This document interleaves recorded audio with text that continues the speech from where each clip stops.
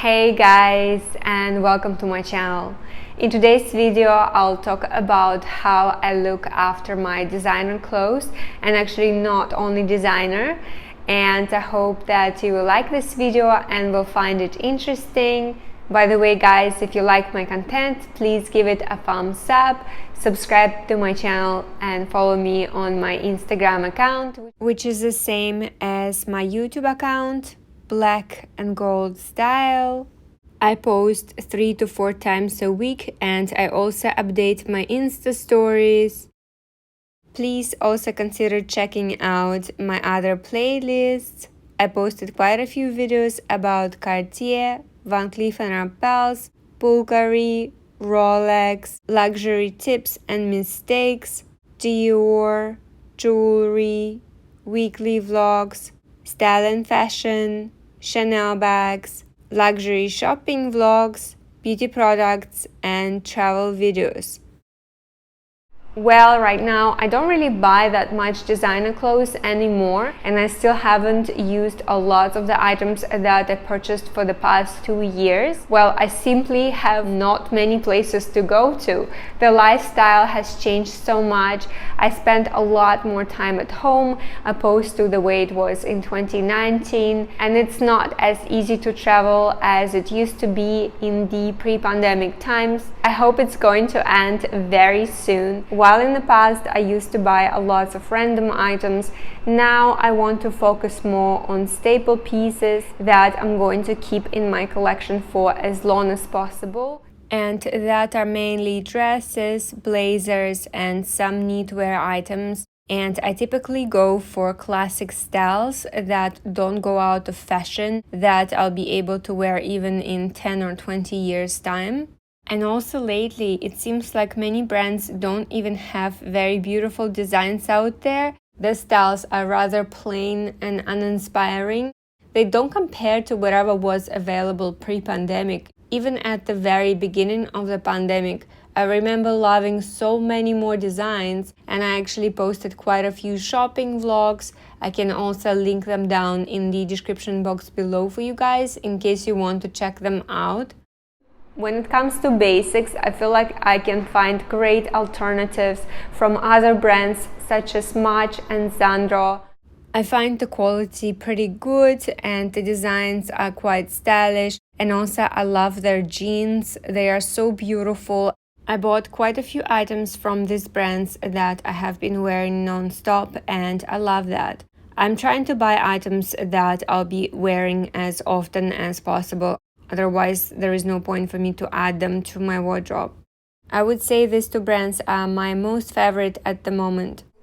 And I posted quite a few shopping vlogs and unboxings as well. I will link some of them in the description box below for you guys in case you want to check them out. If I decided to add something to my wardrobe, I usually end up altering it and spending a lot of time, and it could be costly. But let's talk about what exactly I do to keep my items looking like new for as long as possible.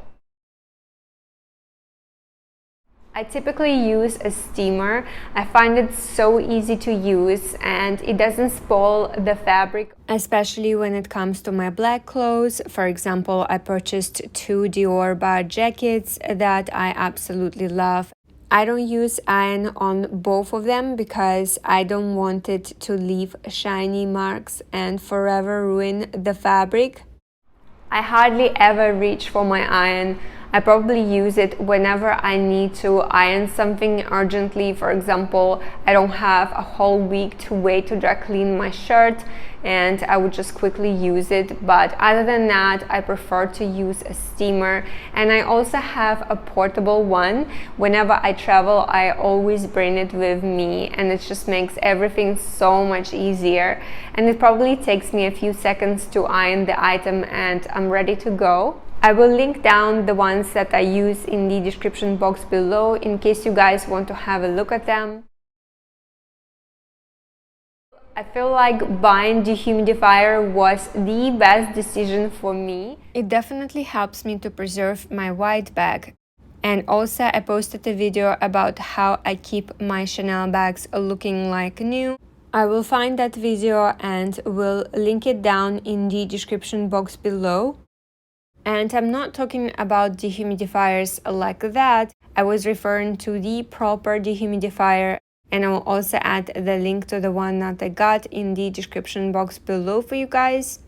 And it doesn't just help with the white clothes, it helps with all other colors as well. I don't switch it on every day. I run it probably 3 times a week, especially on rainy days. The humidity is so high in my place, it can actually reach 90%. So I don't know what I would do, especially with all my white clothes and my white bags. I have to empty the tank of water after about 10 hours. It depends on humidity level.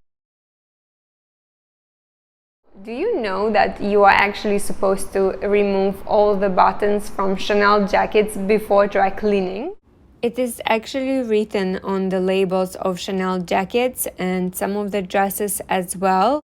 And each Chanel jacket or a dress has a lot of buttons. Well, the thing is, if they are not removed before dry cleaning, there is a high risk of them being scratched, damaged, and they can even melt at the high heat. And some of the buttons actually have rhinestones, and I personally try to avoid those. I prefer solid buttons like these ones, but you just have to be mindful about that. I can't imagine asking dry cleaners to do that for me. It sounds like such a hassle. You can actually ask them to put foil on every single button, and that's what they did for me. I didn't even have to ask. Literally, they added the foil for every single button, which is so great. I also have to ask them to be careful when it comes to some of the embellished items. For example, this dress has a woven chain and a leather, so they have to be a bit more careful with that and treat it at a special heat. So I just have to emphasize it every single time whenever I want to dry clean it so that they don't forget about it. And also some of the items have small zips like that, and I obviously don't want them to get scuffed and scratched as well. So I have to mention about this as well so that they will protect them during the dry cleaning. By the way, I typically fold all my knitwear. I never hang it. Of course, before dry cleaning your clothes, you have to remember to remove all the labels. I will never forget what happened to this skirt. This one is from Sandro. When I bought it, I just wanted to dry clean it right away, and I forgot to remove some tags. Because I forgot to remove it and dry cleaners did not check for these tags as well, they melted and ruined my skirt. Luckily, they were able to fix it, but initially they were pretty difficult about the refund. They were saying that they're not going to pay for it. And every time we sign for an item, there is actually small font that says there is a cap that they will pay in case the item is ruined, and this amount is laughable.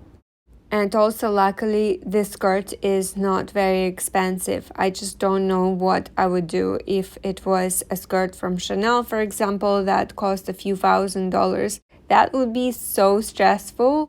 I get lots of questions about how often do I dry clean my clothes. Typically, I have to dry clean it after every single use, but it depends. Well, typically, if I wear an item the whole day, I have to dry clean it. It's impossible to avoid it. And if, for example, I'm wearing a jacket like this on my shoulders, and if I'm going to wear it just for an hour or a couple of hours, it's probably going to be fine. I will not have to do much. I have to say, if you're buying a designer clothes and if you're intending to wear it quite often, you have to be prepared to dry clean it quite often as well. So it's very important to find a good dry cleaner services, someone that you can trust, and someone who understands that it's important for you to preserve these items and keeping them looking like new for as long as possible. Thank you so much for watching. I hope that you liked this video and found it interesting. Please consider giving it a thumbs up. I would really appreciate it. Subscribe to my channel and follow me on my Instagram account, which is the same as my YouTube account, Black and Gold Style. Have a great day, and I'll see you guys next time. Bye!